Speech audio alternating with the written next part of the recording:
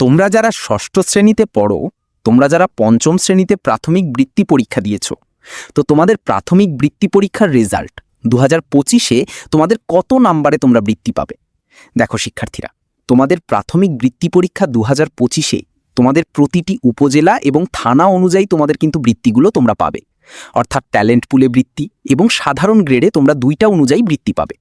তো এখানে 50% তোমরা ছাত্ররা বৃত্তি পাবে এবং 50% কিন্তু ছাত্রীরা বৃত্তি পাবে শিক্ষার্থীরা। আর তোমাদের রেজাল্টটা তারা ঈদের আগেই প্রকাশ করতে চায়, অর্থাৎ কর্তৃপক্ষ চেয়েছে যে তোমাদের ঈদের আগে রেজাল্টটা প্রকাশ করতে। তো ঈদের আগে রেজাল্ট প্রকাশের সম্ভাবনা রয়েছে। রেজাল্ট প্রকাশ হওয়া মাত্রই তোমাদেরকে A to Z আমরা তোমাদেরকে জানিয়ে দেবে।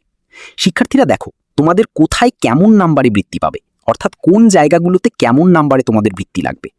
তোমাদের মোট নাম্বারের উপর তোমরা যে 400 নাম্বারে পরীক্ষা দিয়েছো, এই 400 নাম্বারের উপর ভিত্তি করে তোমরা কিন্তু বৃত্তিটা পাবে। তো তোমরা যারা গ্রাম পর্যায়ে উপজেলাগুলোতে রয়েছো, গ্রাম পর্যায়ে উপজেলাগুলোতে কম নাম্বারেই মোটামুটি বৃত্তি পেয়ে যাবে।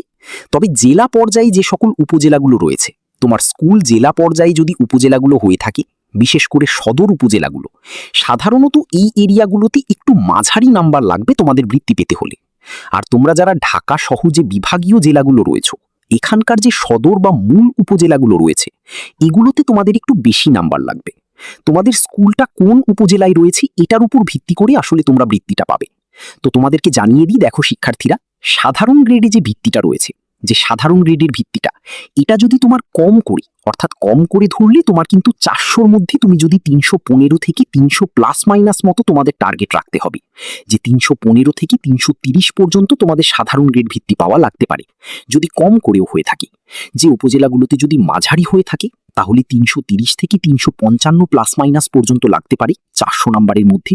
আর যদি বেশি লেগে যায়, সেক্ষেত্রে তোমাদের সেই উপজেলাগুলোতে 350 থেকে 365 প্লাস মাইনাস পর্যন্ত লাগতে পারে 400 নাম্বারের মধ্যে।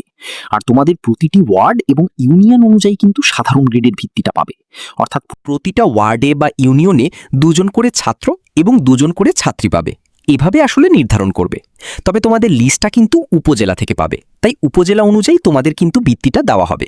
তোমাদেরকে জানিয়ে দিই শিক্ষার্থীরা, ট্যালেন্ট পুলে যে বৃত্তিটা, ট্যালেন্ট পুলের বৃত্তি যদি তোমরা, সেক্ষেত্রে তোমাদের যদি কম নাম্বারও লাগে, সেক্ষেত্রে তোমার 350 থেকে 60.5 নাম্বার পর্যন্ত লাগবে, যে উপজেলাগুলোতে কম নাম্বার লাগবে বৃত্তি পেতে হলে। সেই সাথে তোমরা যদি মাঝারি পর্যায়গুলোতে 60.5 থেকে 750 প্লাস মাইনাস পর্যন্ত নাম্বার লাগতে পারে 400-র মধ্যে। আর যদি বেশিও লেগে যায়, সেক্ষেত্রে কিন্তু 750 থেকে 77 নাম্বার প্লাস মাইনাসের মধ্যেই তোমাদের যারা ট্যালেন্ট পুলে বৃত্তি হয়ে যাবে ইনশাল্লাহ।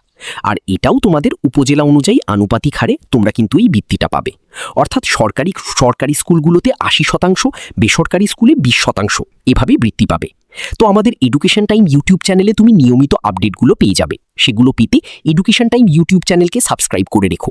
তোমাদের কার পরীক্ষা কেমন হয়েছিল অবশ্যই কমেন্টে আমাদেরকে জানিও। নিয়মিত সকল আপডেট আমাদের চ্যানেলে পেয়ে যাবে। যদি জানা থাকে অবশ্যই ভিডিওতে কমেন্ট করি এবং এই ভিডিওটা বেশি তোমার বন্ধুদের মধ্যে শেয়ার করে দাও, যাতে অন্যরা বিষয়টি জানতে পারে। দেখা হবে পরবর্তী ভিডিওতে পরবর্তী আপডেটে। ধন্যবাদ সবাইকে।